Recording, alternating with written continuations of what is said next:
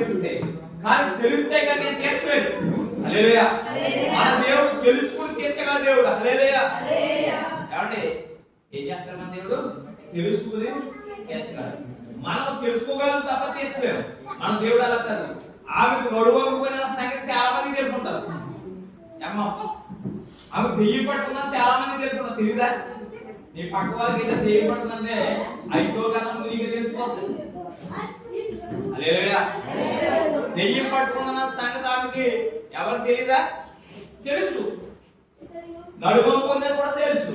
కానీ అదేమి ఈ లోకంలో నీ కష్టం ఉందని తెలుసు, నీ బాధ ఉన్నాయని తెలుసు, నీ ఇబ్బందులు ఉన్నాయని తెలుసు, కానీ అవన్నీ తీర్చే స్థలం మాత్రము దేవుడి యొక్క మందిరం, దేవుడి యొక్క సన్నిధి.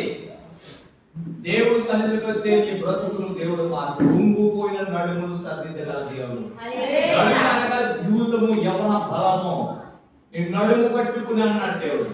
అంటే నడుము అనేది చాలా ప్రాముఖ్యత. నిలబడతాను స్థిరత్వం కలిగి నిలబడకపోతున్నావు ఎంతవరకు ఈ జీవితంలో ఒక స్థిరత్వం లేదు.